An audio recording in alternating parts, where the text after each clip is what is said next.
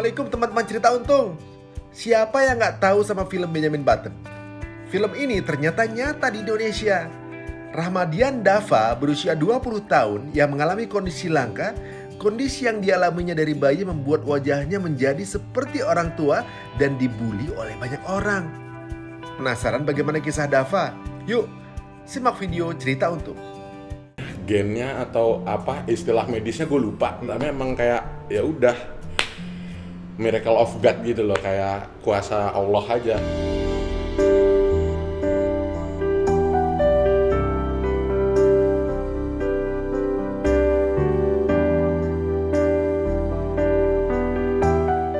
Ini apa namanya agak unik ya, karena berarti kan pertumbuhan yang beda cuma kulit doang dan di muka doang sebenarnya kan. Jadi sebenarnya kulit lebih segala macam gitu kan. Ya. Pernah dicoba nggak lu tarik-tarik gitu?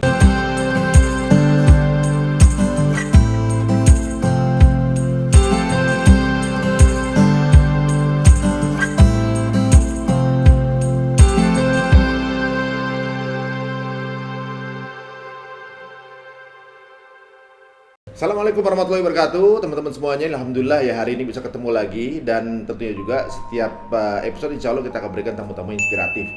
Nah, kali ini akan ada tamu yang sedikit unik. Tapi sebelumnya, teman-teman ya, tolong di-subscribe dulu. Oke, udah di-subscribe semua? Nggak pakai bayar kok, subscribe doang. Oke, udah subscribe. Kita kedatangan tamu. Ini orang yang memiliki banyak pengalaman ya. Karena sebenarnya ini kita kedatangan tamu opa. Bener opa gitu kita datengin gitu. Tapi pola pikirnya masih anak muda. Ini kayaknya orang tua yang bisa dibilang awet muda gitu ya.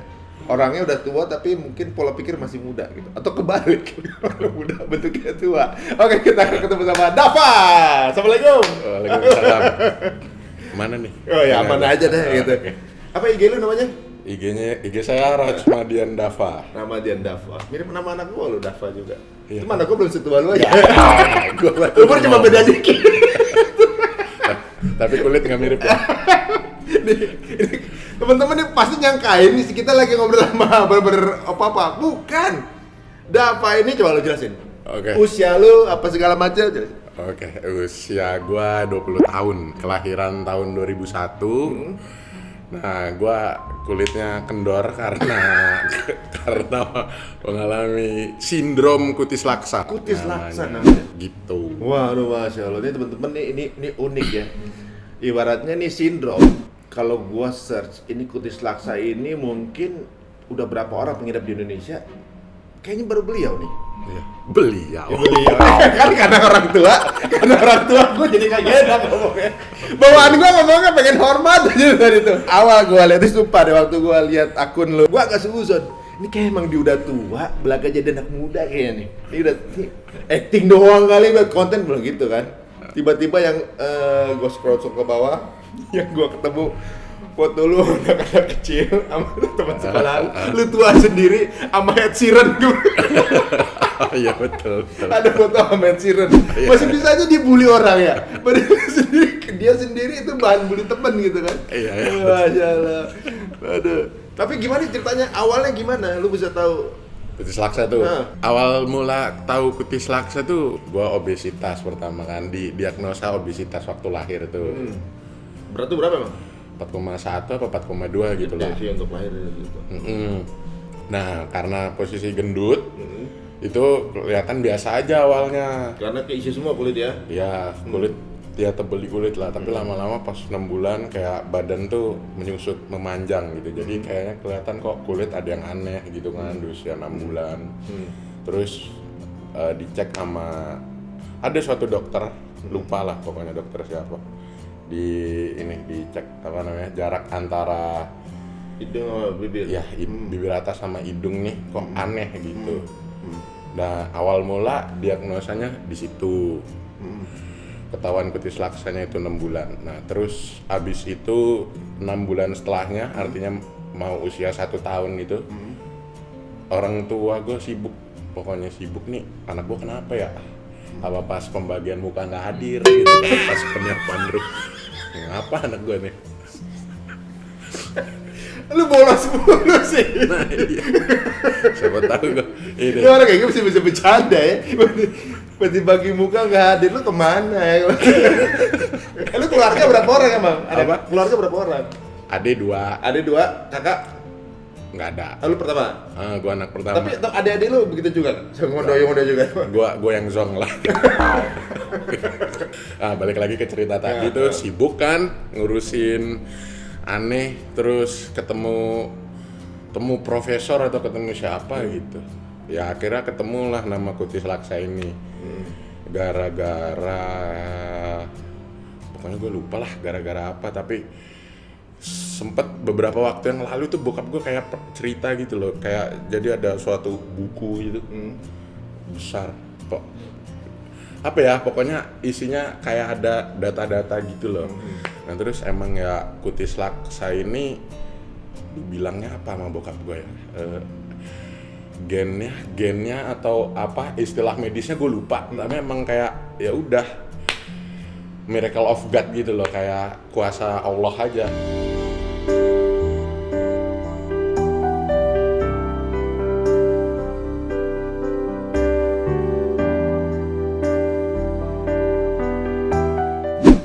Jadi Kuasa Allah gitu. dari semua orang Indonesia yang dapat lu gitu ya? Iya di tahun 2001 itu awal mula ketemu si Kutis Laksa itu. Bokap lu juga neliti itu Kutis Laksa itu apa gitu? Iya, Cari tahu ya? bokap gue nyari tahu lah ke dokter segala macam. Nah, ya emang bener pas kata bokap gue setelah umur 1 tahun mau masuk 2 tahun emang makin kendor aja tuh kulit tuh. Tapi emang jadi bayi cuma kulitnya udah mulai kendor gitu atau keriput atau? Oke, kulitnya itu ngelipet-lipet dulu. Dulu Tapi ini tuh, enggak, lu tangan enggak? Nah sekarang udah mulai normal. Dulu ngelipetnya kayak nih kayak gini. Di tangan? Di tangan, gelembung-gelembung gitu, kulit-kulit kayak gini lah, keriput-keriput kayak gitu. Terus ya itu tadi di jarak di muka udah mulai luntur apa ya, kendor gitu di wajah tuh. Waktu bayi? Waktu bayi ya itulah 1 tahun 2 tahun. Nah, habis itu udah ketahuan, habis itu ternyata mau dioperasi juga 50-50 kan, maksudnya kembali normal atau enggak. Maksudnya operasi gimana? Ditarik gitu? Operasi kulit gitu. Ditarik gitu ya? Kata profesor itu, ini nih bisa 3 kemungkinan, bisa menormal secara sendiri gitu, makin gede, makin normal, bisa tetap sama buruk, makin kendor aja gitu.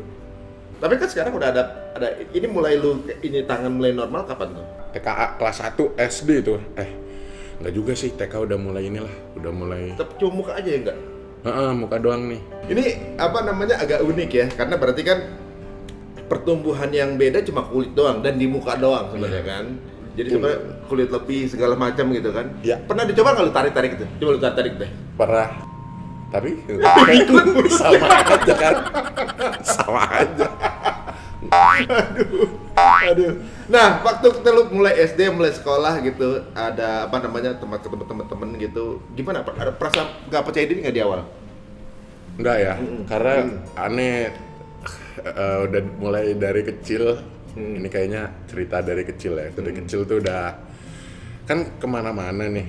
Maksudnya nggak cuman yang diem di rumah gitu loh guanya. Sama orang tua ya dibiarin aja terus. Gua dulu pernah waktu kecil itu ngantri buat bayar kasir. Emang udah dari kecil itu, udah dari umur 3 tahun. Buat dilatih untuk, mungkin mereka tahu ya kalau gua, maksudnya mereka tuh orang tua gua tahu kalau gua nih tua gitu, bakal kurang percaya diri, makanya dilatih lah dari kecil. Gue masih inget sih ada beberapa momen yang kayak ngantri sendiri, orang pada gede kan, gede-gede tuh orang, gue kecil sendiri, dan diliatin gue di situ. Orang tua lu gimana sih waktu nggak taunya tahu kalau lu ada perbedaan gitu? Kalau ngobrol-ngobrol lama, gue bilangnya kalau nyokap tuh stres awalnya. 1 tahun pertama pusing aja gitu, kayak nih anak kenapa ya, pusing aja gitu. Gue kan ekspektasi ini cucu pertama, anak pertama, tapi lama-lama akhirnya ya bisa ini lah. Bisa apa itu? Ya mulai tahun keberapa nyokap udah mulai santai? Oh 1 tahun lewat sih. Setahunan ya? Udah. Setahunan lewat. Soalnya kalau ya makin lama orang udah banyak yang terinformasi kan nggak malah jadi biasa aja kalau orang udah terinfo ya, udah Ya. tahu kan. Yang aneh kan ketika ketemu orang baru doang kan penyesuaian Ya. gitu. Kalau bokap gimana bokap? Bokap sih dari kecil kata cuman mungkin karena tiga bulan lah pokoknya kata bokap tuh nggak terlalu stres gitu. Soalnya kata bokap gua dia tuh nggak pernah dapet yang pressure dari orang tuanya gitu loh. Jadi kayak bokap gua ditanya kakek gua gitu, anak lu kenapa gitu, nggak pernah ditanya kondisi apa ya, mengkhawatirkan gua tuh. Keluarga besar gua tuh nggak pernah mengkhawatirkan gua gitu. Ya kayak terus teman-teman bokap gua kayak yang support juga. Keren lu digituin sama teman bokap gua karena berhasil ini. Responnya katanya nggak seperti orang-orang gitu, Ya, santai responnya. santai Nah, gitu. benar. Tapi lu tadi kan lu bilang katanya mau coba dioperasi gitu. Kalau operasi plastik kan siapa tahu bisa tuh operasi plastik. Enggak juga. Nah itu tadi tuh yang balik lagi yang ketiga kemungkinan itu kalau dioperasi plastik juga kayak misalkan amit-amit dapet yang makin tua makin kendor kan nama aja sia-sia plastiknya luntur lagi. Iya, iya ya. Kegoreng plastiknya. Bener. Kepanasan gitu. Nah makin lebar aja ya kan kalau ditarik-tarik mulu kan. Udah ada kulit dan plastik lagi. Jelek dikit buang gua. Tapi ini gua lihatnya lu tuh kayaknya udah hidup dengan keadaan ini gitu ya. Iya. Live with it gitu ya ibaratnya. Ini keren banget sih sebenarnya. Justru orang kalau punya orang mungkin menyangka itu sebagai kekurangan, tapi justru ini sebuah kelebihan gitu kan, ibaratnya sesuatu yang orang lain nggak punya. Dan sebenarnya tadi gue bilang kalau semua orang udah tahu sih sebenarnya nggak akan jadi masalah ya kan.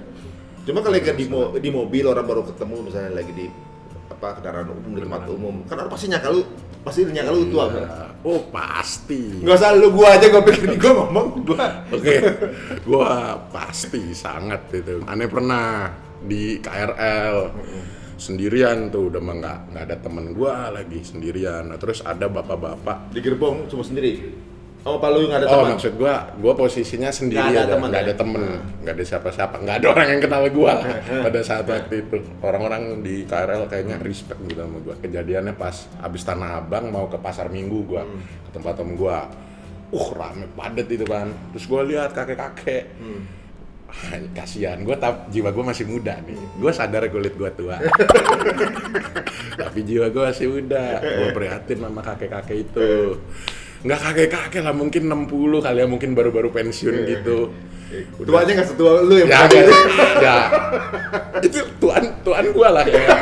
Kalau dari penampilan tuan lu. Tuan gue. Karena pas gue berdiri, ngasih silakan duduk. Si kakek-kakek itu jawab, udah bapak aja. Bapak aja yang lebih perlu gitu. Ngomongnya gitu. Oh iya udah makasih, saya duduk lagi.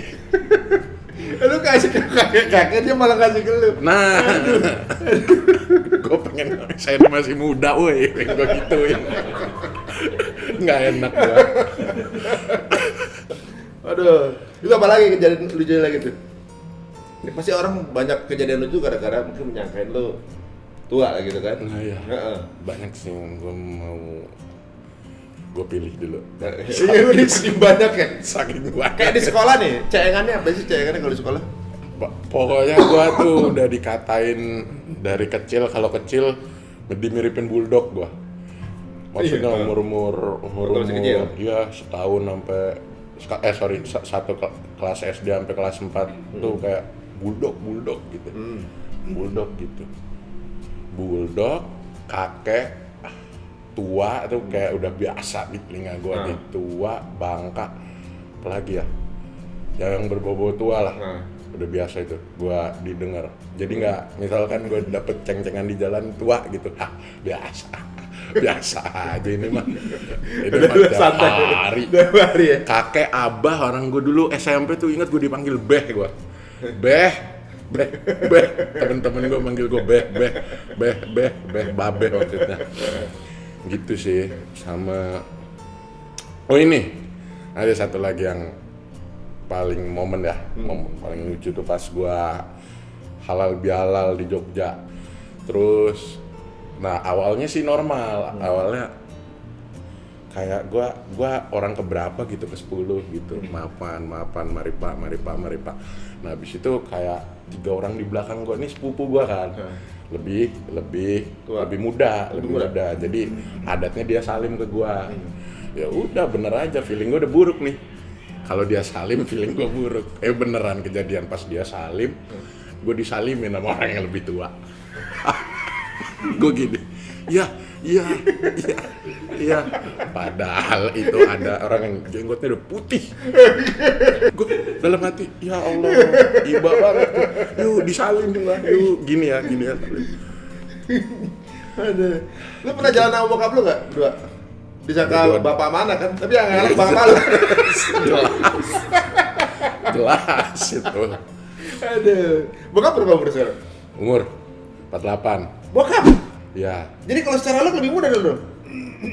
Kalau lu lebih muda dong? Iya, bokap gue emang mudaan bokap gue dibilangin orang gue aja setiap ditanya temen-temen nih mau datang ke rumah gue, anak lu mana anak lu?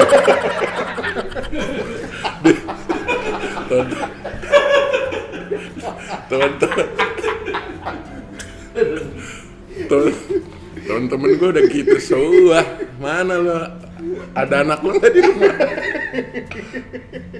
Ini temen lu tapi seru-seru juga ya? Iya. Tapi justru di sini lu bisa bawa ini jadi sesuatu yang menghibur gitu ya. Kadang orang nyakain sebuah tragedi gimana, lu malah ngebawa ini jadi yang santai gitu. Itu yang menyenangkan gitu buat gue, malah jadi jadi bahan bercanda gitu kan. Tapi kalau secara lu sendiri sebenarnya pernah nggak sih sedih dengan hal ini gitu?